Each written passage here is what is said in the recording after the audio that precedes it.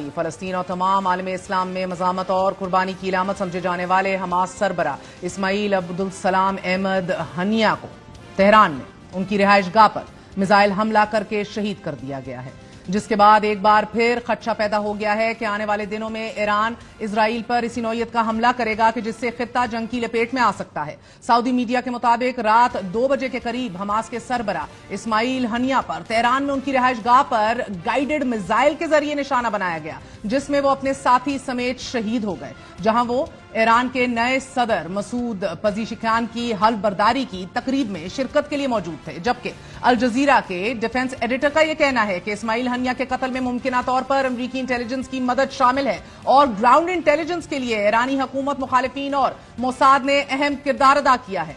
अल जजीरा की ही रिपोर्ट के मुताबिक इस्माइल हनिया की नमाज जनाजा कल सुबह 8 बजे तेहरान में अदा की जाएगी। इस्माइल हनिया की शहादत पर उनके बेटे अब्दुल सलाम हनिया ने अपने पैगाम में यह कहा है कि मेरे वालिद पर 4 बार कातिलाना हमला किया गया। मेरे वालिद ने हर रोज अपने आप को शहीद तस्वुर किया। मेरे वालिद ने जो ख्वाहिश की थी वो उन्होंने हासिल कर ली। मेरे वालिद कौमी इत्तेहाद के दाई थे, जो फलस्तीन के तमाम धड़ों को यकजा करके इजरायली कब्जे से के खिलाफ और एक इनकलाब के लिए मुसलसल जदोजहद करने पर यकीन रखते थे। क़यादत के कत्ल से फलस्तीनी मज़ामत खत्म नहीं होगी। आजादी के हसूल तक हमास मज़ामत जारी रखेगी। इस्माइल हनिया की शहादत के बाद हमास के सीनियर तर्जुमान सामी अबू जहरी ने यह कहा है कि इस्माइल हनिया के कत्ल से इजराइल अपने मकासद हासिल नहीं कर सकेगा और अब मकबूजा बैतुल मुक़द्दस को आजाद कराने के लिए खुली जंग छिड़ेगी और हमास के लिए हर कीमत अदा करने के लिए तैयार है। जबकि फलस्तीनी अथॉरिटी के सदर महमूद अब्बास ने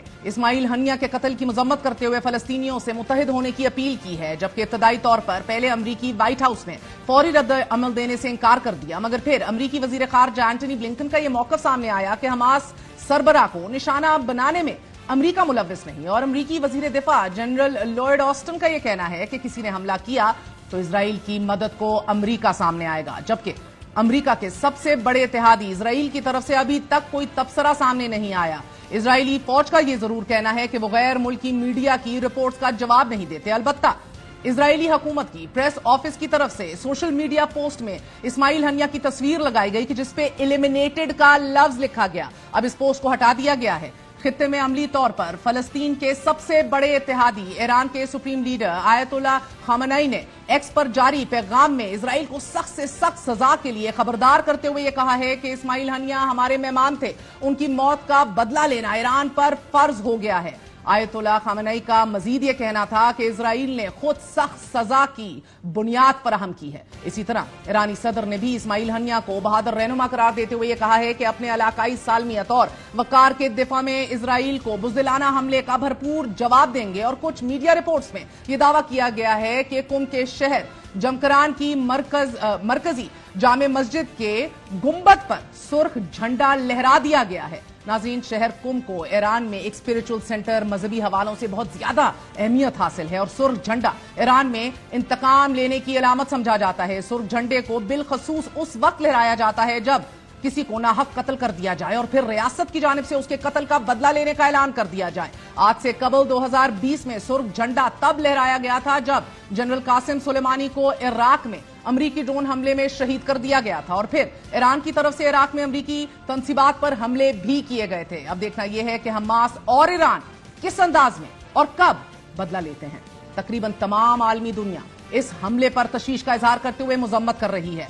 तुर्क वजारत खारजा के बयान में कहा गया है कि एक बार फिर साबित हुआ कि इजरायली हुकूमत क़याम अमन की ख्वाह नहीं है। रूस की तरफ से इस्माइल हनिया की शहादत को नाकाबिले कबूल सियासी कत्ल करार देते हुए कशीदगी में इजाफे का खदशा जाहिर कर दिया गया है। तुर्क सदर रजब तैयब अर्दोगान ने भी यह कहा है कि इस्माइल हनिया का कत्ल फलस्तीनियों की ख्वाहिश को खत्म नहीं कर सकता। जबकि कतर ने हमले की मजम्मत करते हुए यह कहा है कि यह कत्ल एक घिनौना जुर्म है जिससे कशीदगी में खतरनाक इजाफा हो सकता है। चीनी वजारत खारजा तर्जुमान ने तशवीश का इजहार करते हुए कहा है कि इस वाक़े से खित्ते में मजीद अदम इस्तेकाम पैदा होगा। चीन का बयान इस वजह से भी अहम है कि चीन की सालिसी के तहत ही हमास, अल-फातह समेत 14 तंजीमों ने गुज़िश्ता हफ्ते एक मुज़ाकराती अमल के बाद इख्तलाफात खत्म करने के मुआहदे पर दस्तखत किए थे। और यह मुआहदा ऐसे वक्त में हुआ कि जब इजराइल ने बीजिंग पर वाजे किया था कि जंग के बाद गजा की कौमी मसालेती हुकूमत में हमास का कोई हाथ नहीं होगा। और फिर आज इस्माइल हनिया को, जो कि हमास के सियासी ब्यूरो के सरबराह हैं, शहीद कर दिया गया। 2017 में हमास के सियासी शोबे के सरबराह मुंतखब होने वाले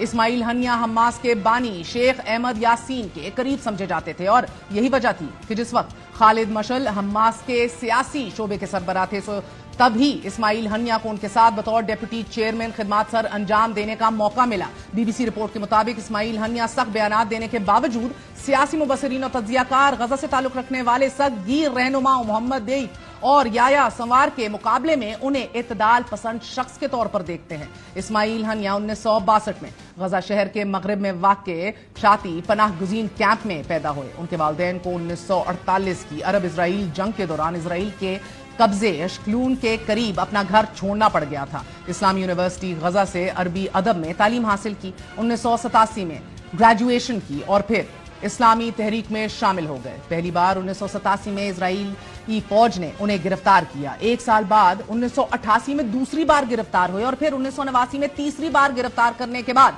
इजराइल ने उन्हें 3 साल के लिए कैद किया। 1992 में रिहा हुए तो 400 से ज्यादा हमास रहनुमाओं के साथ लेबनान इजराइल सरहद पर वाक़े मर्जल ज़हूर कैंप में जिला वतन कर दिया गया उन्हें, जहां उन्होंने 1992 में एक पूरा साल जिला वतनी में गुजारा और फिर 1993 में गजा वापसी पर इस्लामी यूनिवर्सिटी के डीन मुकर्रर हुए। चूंकि हमास के बानी शेख अहमद यासीन के करीबी और बाएतमाद साथी थे, तो जब शेख अहमद यासीन को 1997 में इजरायली कैद से रिहाई मिली, उन्होंने इस्माइल हनिया को अपना मुआवन मुकर्रर कर दिया और यही ताल्लुक आगे चलकर उनकी फलस्तीनी अथॉरिटी में अहम ओहदों पर तैनाती की वजह भी बना। यही वजह थी कि इजराइल की तरफ से शेख अहमद यासीन और इस्माइल हनिया को 2003 में इकट्ठे निशाना बनाने का फैसला किया गया, मगर दोनों हमले में मामूली जख्मी हुए। मगर फिर 6 माह बाद शेख अहमद यासीन को इजरायली हेलीकॉप्टर ने गोलियों का निशाना बनाते हुए शहीद कर दिया। इस्माइल हनिया कतर में रिहाइश पजीर रहे और तवील अरसे से गजा की पट्टी का दौरा नहीं कर सके थे।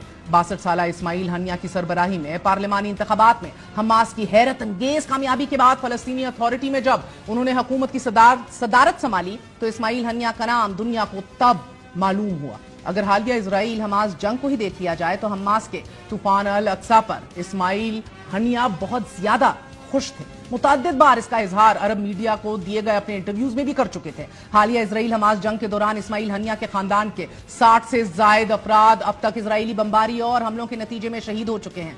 गुज़िश्ता माही नाजरीन उनके खानदान के 10 अफराद शहीद हुए। फिर अप्रैल में इस्माइल हनिया के 3 जवान बेटे हाजिम आमिर और मोहम्मद शहीद हो गए और इसी हमले में इस्माइल हनिया की 3 पोतियां और 1 पोता भी शहीद हो गए। जिस वक्त उन्हें यह खबर दी गई तो कतर में जंग बंदी मुज़ाकरात के लिए वो मौजूद थे और शहादतों का सुनकर उनका यह कहना था कि अल्लाह पाक उनकी मग़फ़िरत करे, अल्लाह पाक उनके लिए आसानियां पैदा करे।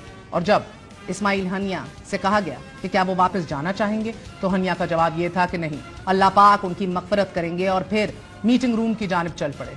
नाज़रीन, अभी तक हमास के कम से कम 4 बड़े रहनुमाओं को इजराइल शहीद कर चुका है कि जिनमें जनवरी 1996 में याया अयाश, मार्च 2004 में हमास के बानी शेख अहमद यासीन, अप्रैल 2004 में शेख यासीन के जानशीन अब्दुल अजीज और फिर रवा साल जनवरी में हमास के सीनियर अहलकार साले अल अरवी को बेरूत में इजराइल ड्रोन हमले में शहीद कर दिया गया। फलस्तीनी कौज को लेकर यह बहुत बड़ी शहादत है। इसके खित्ते पर गहरे असरात मुरत्तब होंगे एक ऐसे वक्त में कि जब गुज़िश्ता रोज ही इजराइल की तरफ से यह दावा किया गया है कि उन्होंने बेरूत में हिजबुल्लाह कमांडर फवाद शुक्र को शहीद कर दिया है। मगर फलस्तीन को लेकर आलमी दुनिया में एक बेहिसी है और मुस्लिम दुनिया का काम सिर्फ अनफॉर्चुनेटली कंडमनेशन और मजम्मतें ही रह गया है। साथ ही यहां अलमिया हमारा यह है कि पेरिस ओलंपिक्स में रूस की शिरकत पर तो पाबंदी लगा दी जाती है, मगर 40,000 शोधा और 1 लाख से ज्यादा जख्मी फलस्तीनियों के साथ खड़े होने की बजाय अमरीकी वजीर दिफा कहते हैं कि किसी ने हमला किया तो इजराइल की मदद को अमरीका आएगा। अल्लाह इस्माइल हनिया को जन्नत अल फिरदौस में आला मकाम अता फरमाए। वो एक बैतुल मुकद्दस को इजरायली कब्जे से छुड़वाने की जद्दोजहद में शहीद हुए हैं। बहुत बड़ी शहादत है। एक छोटा सा वक्फा भी राइट बैक।